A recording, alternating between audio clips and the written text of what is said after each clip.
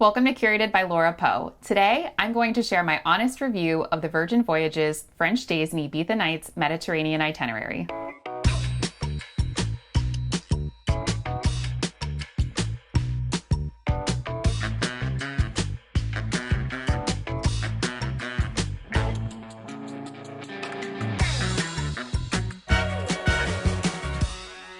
Hi friends, I'm your host Laura Poe, and I curate all the need-to-know details so you can make the most of your travels. Alright, I have to start this video with a huge thank you to my amazing clients. Because of your support, I was rewarded with this awesome trip for making Virgin's top 10 travel advisors in North and Central Florida. This was, of course, an incredible reward, extremely generous of Virgin to host me and my husband, as well as 9 other advisors and their plus ones on this sailing. I do want to flag, though, that my opinions cannot be bought, so I'm going to tell you my honest thoughts about my experiences. This itinerary is a 7-night sailing departing from and returning to Barcelona, Spain. This cruise has 4 port stops with 2 overnights, which is a really unique offering that lets you experience more of the destination with those extended times in port. We took an overnight flight to Barcelona and landed around 7 a.m.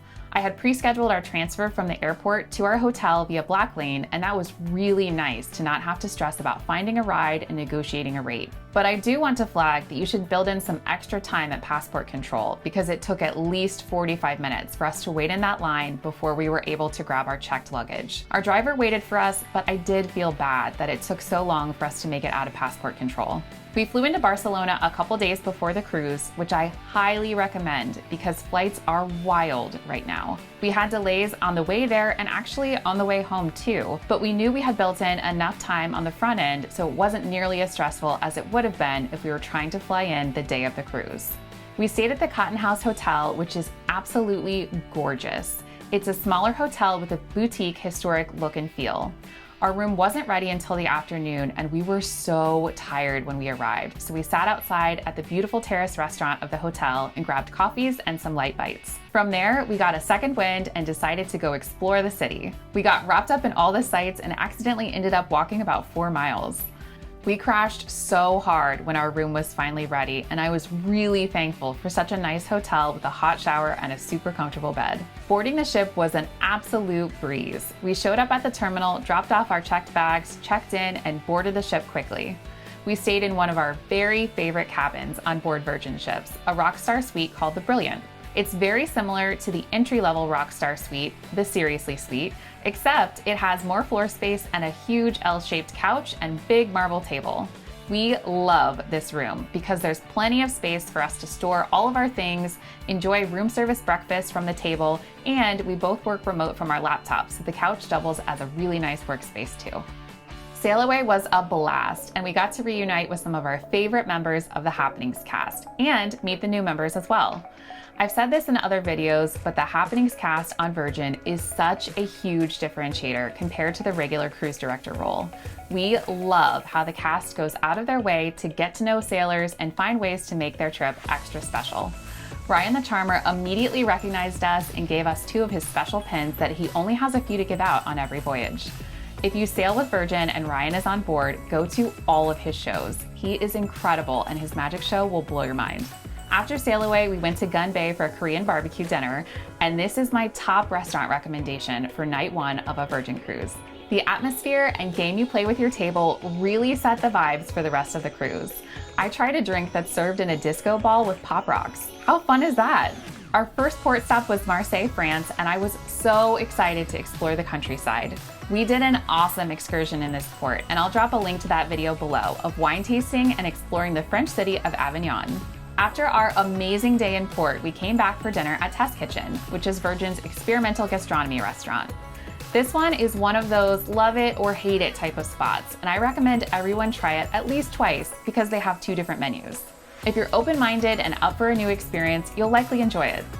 After dinner, we had the We Fancy party in the Manor, and this was a voyage highlight for me. Everyone comes decked out in something gold, glittery, or whatever makes you feel your best. The Happenings cast greets you and performs short dance vignettes throughout the night. We had the best time experiencing this party for the first time and dancing with our group. If you're enjoying this video review of my time on board the Valiant Lady in the Mediterranean, please hit the like button and subscribe with the notification bell on so you'll stay up to date with all my latest content.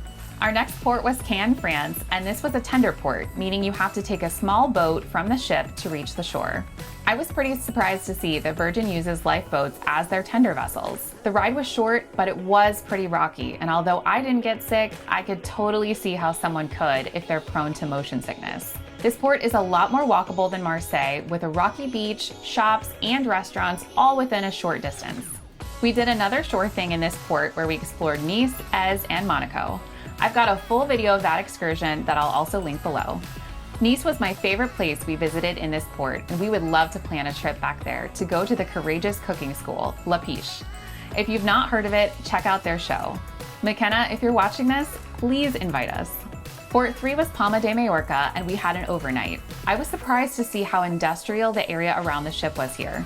Once you get off the ship, there is a big building with several very long walkways that you have to make your way through before you can grab a taxi.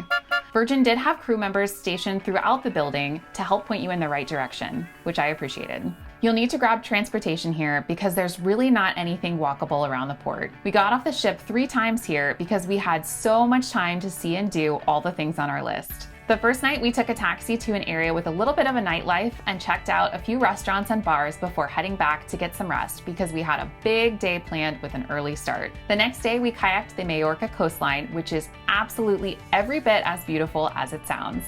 I have a whole video recap of that shore thing I'll link below. I highly recommend checking this out if you enjoy being on the water and like a more physical excursion. After that, we popped back onto the ship for about an hour to shower and change before heading back out to hunt down some local cuisine. We knew we wanted to eat Pintxos in Spain, so we looked up a highly rated spot called Bar Espanya. This place did not disappoint. We ate all the things, and honestly, I wish I could have kept eating because it was all so delicious. I'm still thinking about those croquettes. We got back on the ship and decked out in our red attire for Scarlet Night, which is a ship-wide party.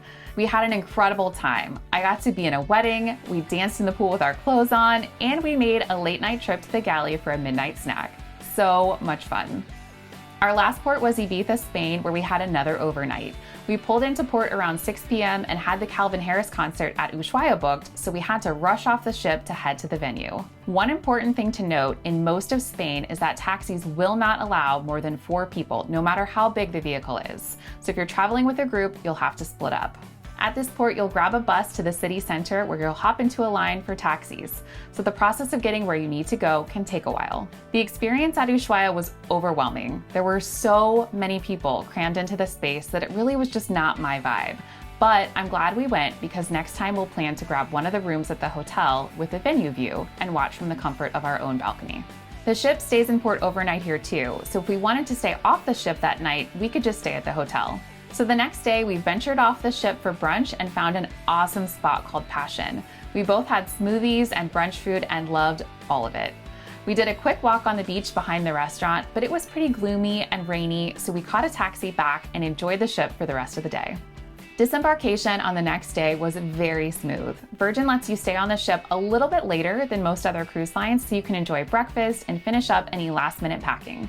I made a wild choice for the rest of that day and planned a 5-hour walking tour of Barcelona. This actually turned out to be one of the highlights of our trip, and I have a full video of it with a link in the description below. This was an absolutely epic trip, and if you've not sailed with Virgin outside of the Caribbean yet, I highly recommend checking out this itinerary. All right, so are you ready to set sail? If you haven't booked yet, I've got the best offer available, the onboard booking deal, and I would love to help get you on the ship. Drop us a line at curatedbylaurapoe.com.